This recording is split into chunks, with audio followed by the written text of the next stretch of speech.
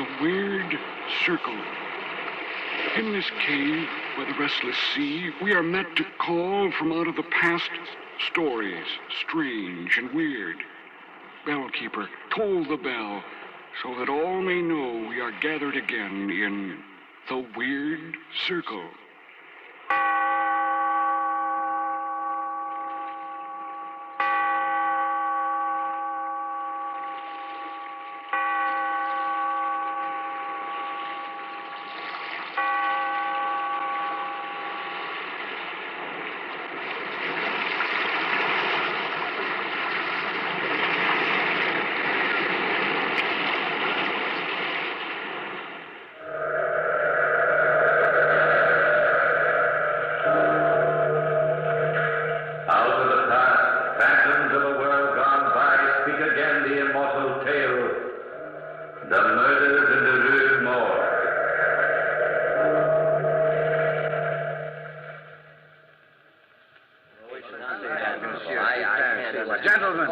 Gentlemen, please, may I have your attention? Very well. I didn't ask you to come to my humble apartment tonight to endeavor to stun you with my superior knowledge of crime and criminals. I've asked you here only to prove to you that the murders in the Rue Morgue present no great insoluble mystery. Monsieur Dupin, if you think the case is so obvious, tell me, who is the murderer? He will be here shortly, Monsieur le Prefect of Police. Here? Who is it? The murderer here? Gentlemen, I give you my word as a man of honor that he will be here in my apartment at precisely 10 o'clock this evening. How can you be so sure? I have asked him to come. It is exactly 9 o'clock now, gentlemen. And in the hour remaining to us before we meet the murderer, I shall explain to you as simply as I can how I managed to arrive at my conclusion. Yes, do, Monsieur Dupin. I'm always interested in guesswork. Guesswork, my dear fellow? This is not guesswork. No? Now, gentlemen, let us retrace the case. The story begins, if I'm not mistaken, with Madame L'Espanaye and her daughter Camille on the afternoon of December 16th, 1841. Well, of course, you're correct so far anyway, Dupin. I bow, Monsieur le Prefect. Madame L'Espanaye and her daughter Camille entered the Bank of France at precisely 2:45 in the afternoon to transact important business. Ah, Madame L'Espanaye, I've been waiting for you. So good of you, Monsieur Le Bon.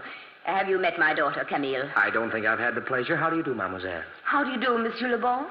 Are you quite sure, Madame L'Espanaye, that you wish to withdraw all this money at this time? Quite positive. But 4,000 francs is a great deal to keep about one's household, Madame. I'm quite aware of the danger involved, Monsieur Le Bon. But if the bank keeps this withdrawal quiet, nobody else need know that I have a sum of money in the house. Well, things do get about, Madame. There's no use inviting unnecessary danger. The danger is my problem, Monsieur Le Bon. I think we'd better let the matter drop at that. Have you, any protection against possible thievery at home, Madame? No, monsieur, but Mama and I have protection enough. We bolt and lock our doors. It's absolutely impossible for anybody to enter the house unless he should break the door down. But does any male protector live in the house? My husband died many years ago. Madame misunderstands me. I'm only asking these questions for your own good. Two unprotected women living alone in a large house can invite trouble. That is our problem. If Madame insists. And I do insist. Very well, Madame. I have the money here. I myself will see you both home to ensure safe delivery. But let me warn you now. The minute you arrive in your home on the Rue Morgue, the Bank of France resigns all future responsibility. We understand, Monsieur Le Bon. We understand perfectly. Interesting that it's fall. So, gentlemen, the first step in this little tragedy was completed. Madame L'Espanaye and her daughter insisted on taking the money home from the bank. Monsieur Le Bon drove them in his carriage to their house, the large, bleak house, number 12, Rue Morgue. When they arrived there, Monsieur Le Bon looked about for the gendarme who was in charge of that particular block.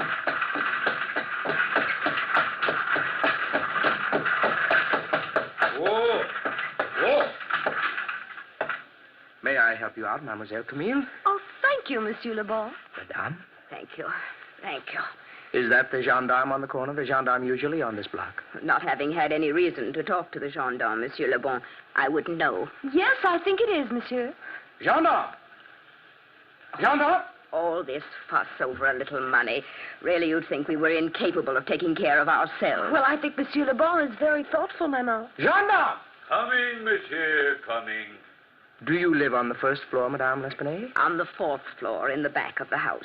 I own this house, and I've shut up all the other rooms. You mean this entire house is unoccupied You except for... called me, monsieur. Yes, I did. I want you to keep a special watch on this house for the next week or so. Madame L'Espanaye and her daughter will have a considerable amount of money in the house. I will watch the house like a watchdog. You would be better off if you did it like a man. Then you'd use your head instead of your feet. Monsieur. What is your name, gendarme? Gendarme Isidore Musée. Very well. Gendarme Isidore Musée. I leave these ladies in your care. You needn't worry about a thing, mademoiselle. And madame. I'm sure we won't.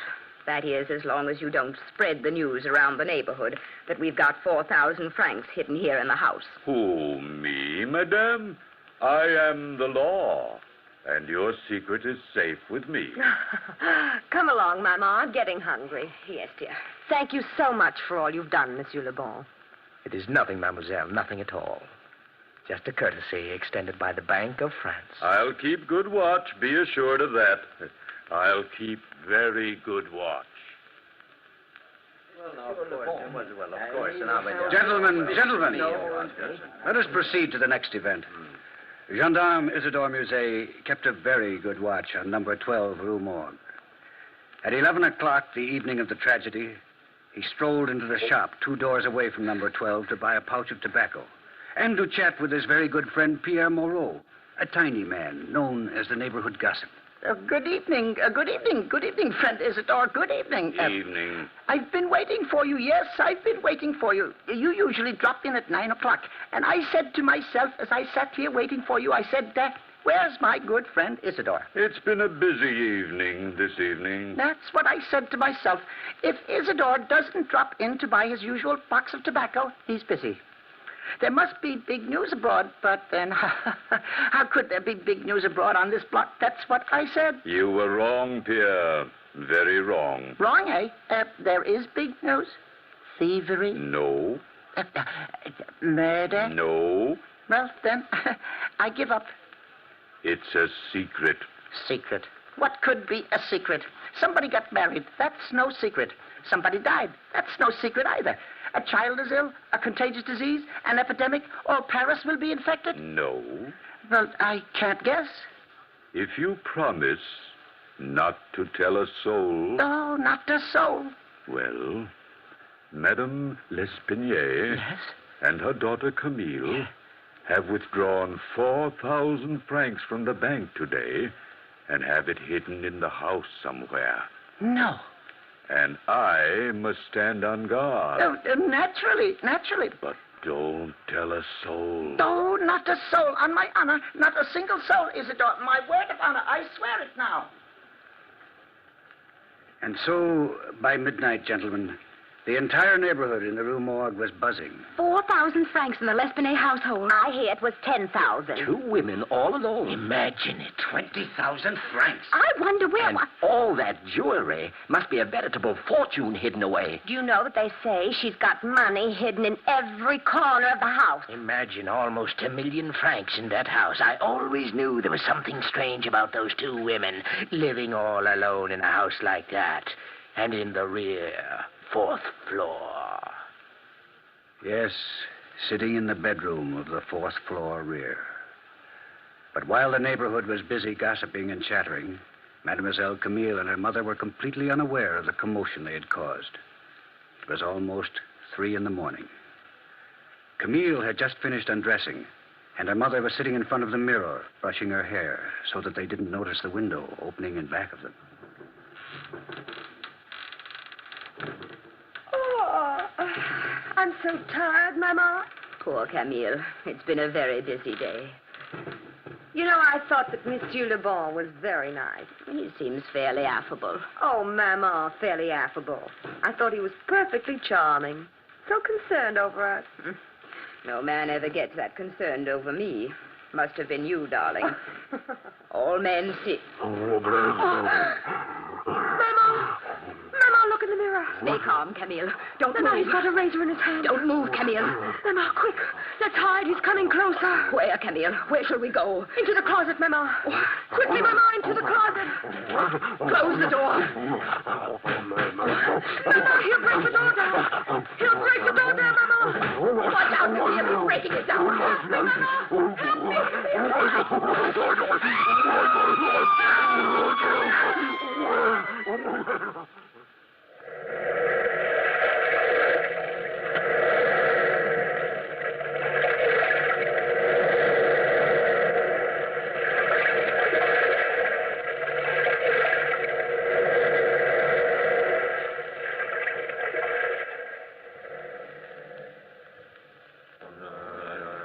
How terrible. Terrible. How awful. Quite right, gentlemen. Simply ghastly. We fully realize that this is a horrible atrocity, but we must remain factual. While all this was going on the fourth floor of number 12 Rue Morgue, the gendarme Isidore Musée, the little tobacconist Pierre Moreau, Monsieur Le Bon, who, strangely enough, was in the neighborhood at that very moment, and a passerby, a sailor, all four were attracted by the screams of the two women and immediately tried to break into number 12 Rue Morgue. Now stand back, everybody, while I break the door down. Stand back. This is the gendarme's job. Break it down, Isidore. Break it down. Up. Follow me, everybody. Up these stairs to the fourth floor. Down right behind you, Isidore. Right behind you. On the next flight. Keep going. Wait a minute. Wait. Listen to that. He's speaking Italian. No, it's Russian, Isidore. No, Italian, Pierre. I think it's Polish. How would you know Polish, Monsieur Le Bon? Have you ever heard Polish spoken? No, but listen again. I think it's Dutch he's speaking. Dutch, Polish, Italian, Russian. And none of you know what you're talking about. He stopped speaking, hasn't he? Yes, probably escaped. Yes, probably. I wonder. Try the door. Can you open it, Isidore? No, it's locked. I think we're too late. I'm sure of it, sailor. I warned you about the gendarme. Well, let's break the door down. 1, 2, 3. Look. What? Oh, the entire room is wrecked. Just exactly as if a maniac had torn up the place. The bed's torn apart. Yes. I've sailed the 7 seas, but I've never seen a place look like this in my entire life. Monsieur Le Bon, where are Mademoiselle Camille and her mother? I don't know. They're not in here. Look. Where? There in the fireplace. Oh. It's Mademoiselle Camille. Dead. Yes. Dead. Poor girl. Here, help me, somebody. Yes, Mom. Help me lift her up. Look out this window. Huh? The old woman is lying in the courtyard below. The sailor's right. Absolutely right. She's lying in the courtyard below, dead as a dead fish. Oh, probably twice as dead. Somebody is guilty of this. Somebody. And as a member of the Paris police, I mean to find out who that guilty person is. Yes, gentlemen. Isidore Musée, gendarme, swore up and down that he would find the murderer.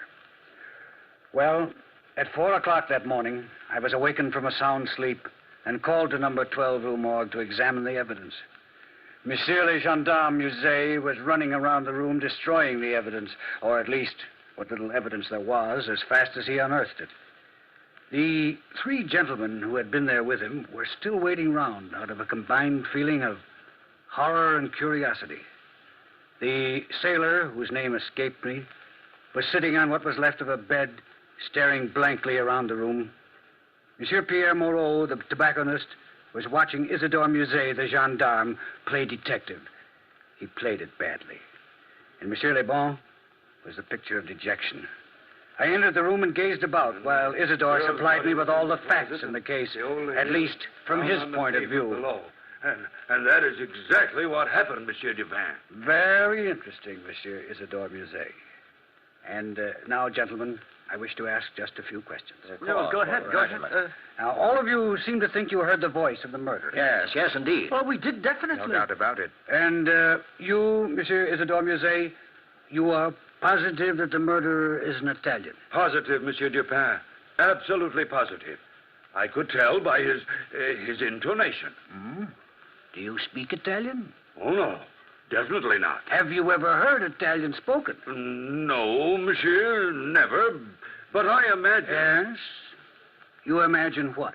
Oh, I imagine it would sound like that. I see. And you, Monsieur Le Bon, you said it was Polish. Definitely Polish, without a doubt. I judge you have lived in Poland a long time now? No, but I heard Polish spoken once. Once. Yes. That makes you an excellent judge of the Polish language. How about you, Monsieur Pierre Moreau?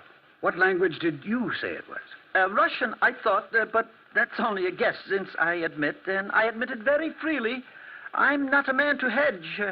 I've never heard a word of Russian in my life. I thought so. And how about you, Sailor? I thought it was Dutch. I don't speak the Dutch language, but I've heard a considerable amount of Dutch spoken when I was in Holland 8 years ago. 8 years ago. I don't mean to make a suggestion, Monsieur Dupin, but Monsieur Le Bon was the only man beside myself who knew about the money being kept in this house. What are you insinuating, Monsieur Musée? Insinuating? I'm an officer of the law, and I think it was very peculiar that you should just happen to be in this neighborhood at 3 o'clock in the morning. Don't you live in this neighborhood, Monsieur Le Bon? No, but I've good reason to be here. Oh, so? Suppose you tell us. Well, I was worried about Mademoiselle Camille. I was rather attracted to the young lady. And, well, I had a feeling that there would be trouble over the money. Well, I was in the corner cafe having some tea until about 10 minutes before the murder occurred. And then you strolled by the house on your way home, correct? Quite correct. My tobacco store is open all night. All tobacco stores are open all night, Monsieur Pierre Moreau. I was just walking by. I didn't steal the money. But naturally. Nobody stole the money. It's in the safe behind this wall. Huh? Are you positive, Monsieur Dupin? Perfectly obvious that the money hasn't been touched. These murders were far too cruel to be instigated by man's greedy desire for financial reward. Here, let me open the safe and show you. I happen to know an interesting combination that will open any safe. I should have been a thief. So, there. That ought to open it. Oh, it did. Naturally. Now, look. There's the 4,000 francs, safe and snug as a 4,000 franc group of notes should be. Well, perhaps Monsieur Le Bon was interrupted in the midst of his thievery. Perhaps he didn't have time to finish. Well, nonsense. Monsieur Le Bon was with you when you walked up the stairs. Well, an accomplice, perhaps. No, Monsieur Isidore Musée. Let me show you something. Look at the fingerprints on this girl's neck. Very strong, heavy prints. And very large, too. Why, yes. The murderer must have been a giant.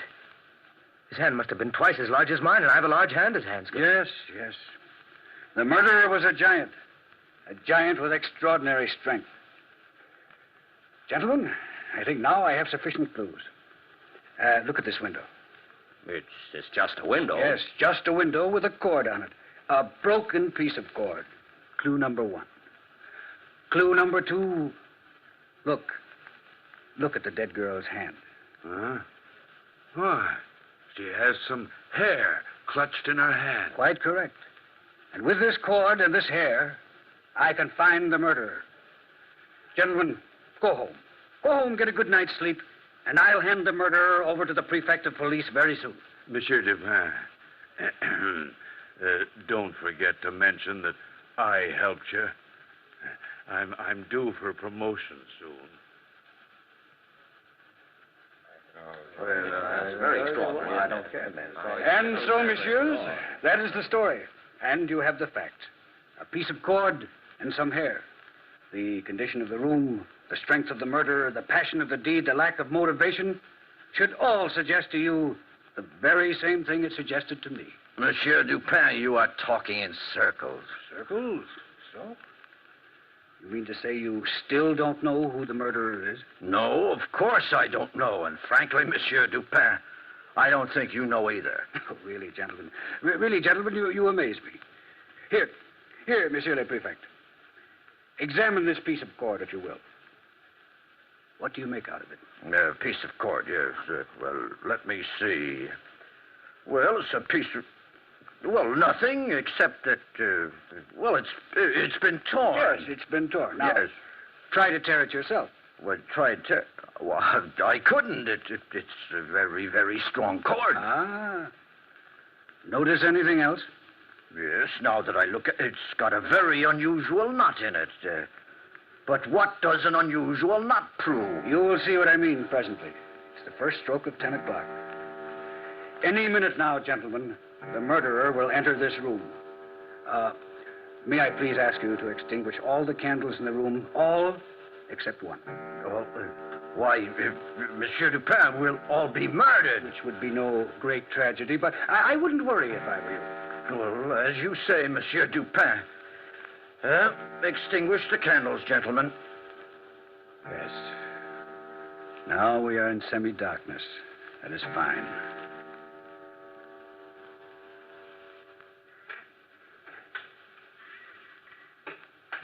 Listen, gentlemen. The downstairs door to my pension has opened and closed. The murderer is now downstairs. He is walking up the stairs. Now listen. Yes, listen. For the love of heaven. Quiet, quiet. He is coming closer.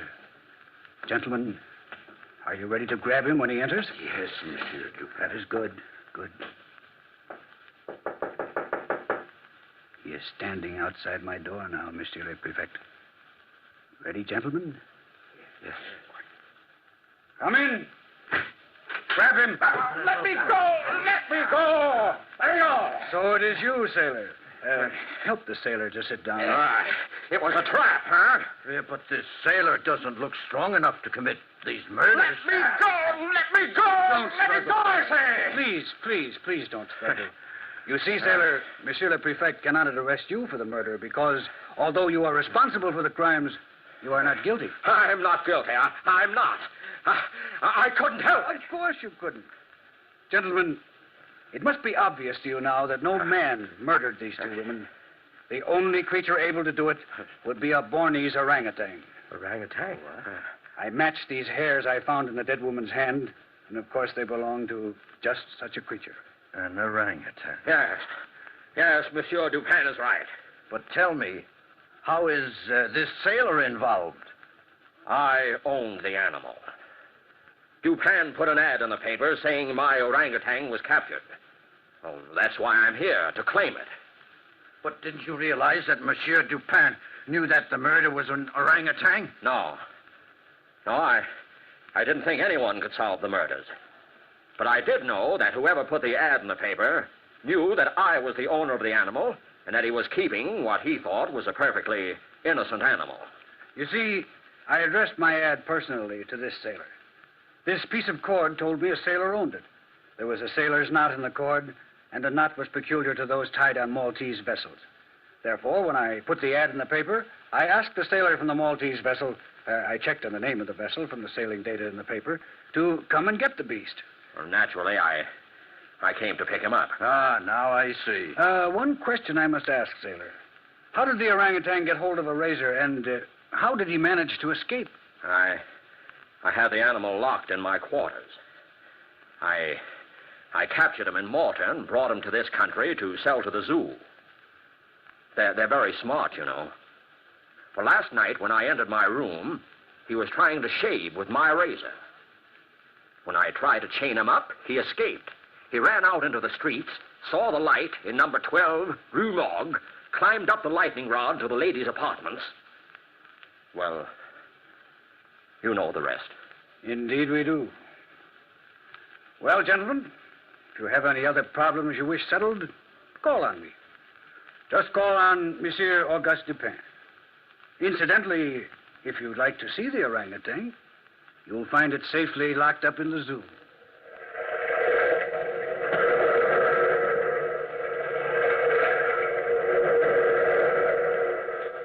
From the time-worn pages of the past, we have brought you the immortal tale, Murder in the Rue Morgue.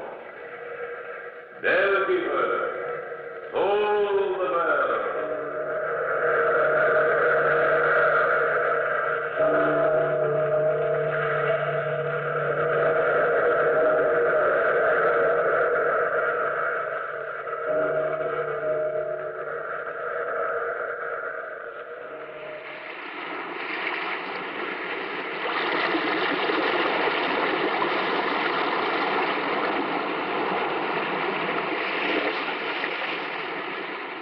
From the time-worn pages of the past, we have heard another immortal tale in The Weird Circle. Bellkeeper, toll the bell.